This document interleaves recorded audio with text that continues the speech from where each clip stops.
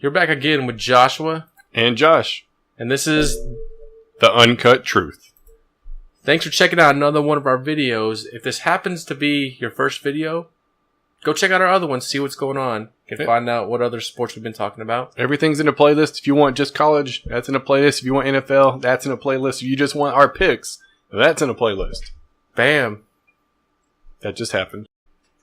All right, we're going to jump into some NFL right now. I'm going to go with our winners this week. At least for me, I'm taking the Chiefs. The big thing for me is Kareem Hunt came out of nowhere. A guy from Toledo, MAC team, you wouldn't have expected to come out of nowhere and destroy the Patriots. I think he had 3 touchdowns, right? Yeah, one receiving for sure. He went right up to seam, outran the linebacker, and he was fast. Took off. Yeah, dude's good. I mean, he led. I think he led the nation last year in rushing yards, anyways, for NCAA, at least D1 schools.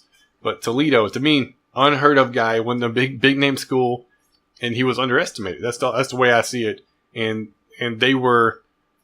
That's why I picked him as a winner. He was an underestimated guy. Nobody had seen what he could do yet, and I think he caught by a lot of people by surprise. My winner, I put the Vikings against the Saints, and here 2 reasons. One is it was the first game without Adrian Peterson on the team, whether he played or didn't play, but he was the first game, and the Dalvin Cook show has arrived. He had 127 yards rushing, huge day for him, and with how bad Adrian Peterson, I'll take that back. He didn't really look bad, but with Adrian Peterson not getting the carries for the Saints, it made it look really good for them taking Cook, especially since they got the 10-point win. And also, Bradford was on fire in this game. Yeah, where did that come from? Holy crap, He's man. playing like he wants to be a starter in the NFL long term. Yeah, I mean, that's what he could have done had he not been injured like every year in his NFL career. I mean, he's just that was the Bradford everybody wanted to have happen in the NFL. Yeah, and it's just taken 10 years to get there. Yep. Or however long he's been in the league. Pretty From much the 10 Rams years. to the Eagles to now. But all right, losers this week. Pick a team that we thought they didn't have to lose the game, but the losers from week 1. We actually picked the same team. Kind of interesting here, but for a little bit different reasons. I picked the Texans, and the reason that I put is they benched Savage in the game. They did. Deshaun Watson started the second half. And the reason why I say that's bad is because they haven't committed to Deshaun Watson starting Thursday night. As far as last I heard, he was getting the start Thursday night. So the last I saw today is it said that they had not committed to him. Okay. Maybe it's just rumored that he was going to start. Yeah, I think it has been rumored, and the reason why I make that a big deal is that I don't think you put Deshaun Watson in that game unless you're going to commit to him. Week 1? Yeah. I think you let Savage go because he, like I told you before the show, is that the quarterback play was pretty bad, but there was a lot of bad luck. Like the Deshaun Watson fumble, he got the ball kicked out of his hands when the lineman was getting blocked, kind of a fluke play. There was another one that Savage fumbled that was kind of a fluke play, and just not. They just weren't as in sync as the offense normally is. The defense, though, looked good. Defense looked real good. That was one of the notes I have for the losers. Defense played great. If they had or held them to what they could. I mean, they held them to 3 field goals? I mean, that's a defensive stop. Like, regardless, they got points on the board. That's not a touchdown. Right. That's missed opportunity for extra points. Defense held them when they could, and sometimes you just can't do anything. And it was against Jacksonville of all teams. That's what surprised me. Yeah, Jacksonville came out and just whooped all over the Texans. As far as Jacksonville, I would say that if they're going to win this season, that was the success that they can have, is they can either run the ball with Leonard Fournette. He had 26 carries. If they can get him in that 25, or if they can run the ball over 25 times a game, whether it's him carrying it or it's sharing the workload, then that's going to be very important for them. But that's their success, is run the ball, get the 3rd and short, and let Blake Bortles make easy, safe throws. And I think that gives them a chance to win. Yeah, for sure. And the final score in that game was 29-7, but the game was a lot closer than that. I mean, it wasn't closer than that because Texans really had no shot at winning, but the defense played a lot better than 29 points, I would say. Yeah, agreed.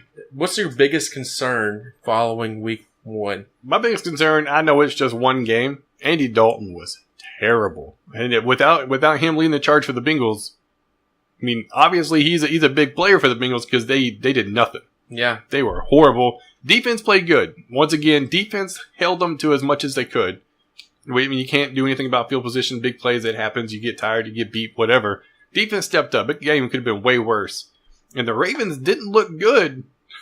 Like, they're not good, but they looked great against this team because Dalton turned the ball over so much. Like, you cannot have that from your big-name quarterback. Like, that's just not an option. So that's a big concern for me. If Dalton continues to play like this all season, that's huge. Yep. And the biggest concern for me was the Seattle Seahawks. If I told you going into week 1, because we both picked the Packers to win, right, is that the Seahawks were going to hold Aaron Rodgers and the Packers to 0 points in the first half, who would you say wins that game? Seahawks. Without a doubt. Without a doubt. Yeah, no hesitation. Yeah, that's what I would have said too. If you told me the Packers are going to be held scoreless in the first half, then I'm telling you the Seahawks are probably up by at least 17. But no, that was not the case. It was 3-0 at halftime, and the Seahawks against the Packers defense, which is not that good, was only able to manage 9 points. Yeah. And Russell Wilson looked average at best, which I think he's I've said that I think he's an average quarterback and that his team is built around him, but he looked average in this game, and it looked like there could be some big concerns there. And Aaron Rodgers made that defense look silly with all the offsides and the illegal substitutions, and he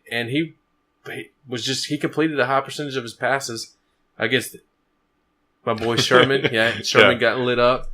But overall, Seahawks' biggest concern after week 1. Yeah, definitely a big issue. Now, my impact player for the week goes to Leonard Fournette. Because to me, without him on this team, Jacksonville doesn't win. Now, do I think a rookie can make that big of an impact? Yes, I do. Leonard Fournette is that guy. 26 carries, 100 yards, and a touchdown. He even caught the ball. 3 targets, 3 catches.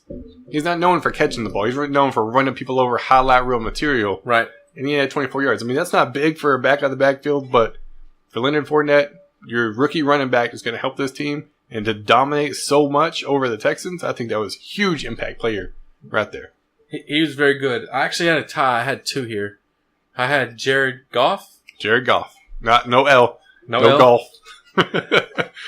He was 21 for 29 for 306 yards and a touchdown. Yeah, Even though it was against the Colts defense, which is probably pretty much like playing JV team, that was still impressive. I was surprised he was able to complete that high percentage of passes for that many yards. Him last year, if he had played like this, they probably would have won some games. Yeah, probably so.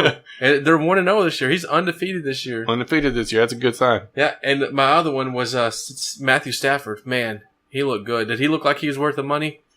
Yeah. Money Stafford, 29 for 41, 292, 4 touchdowns to his team and 1 to the other team, just to put icing on the cake.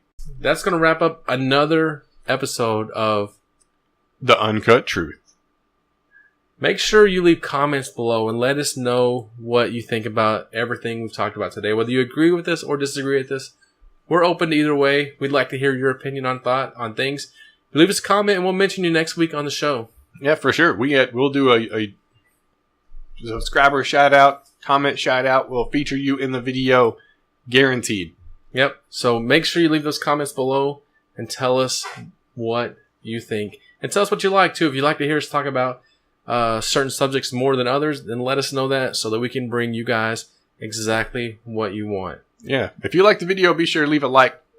If you're new, subscribe. Yep. And follow us on Twitter and Instagram and Snapchat and Facebook and MySpace. Yeah, MySpace. Your space. Nobody uses MySpace anymore. No one uses your space anymore. No. Thanks again for watching. This is The Uncut Truth.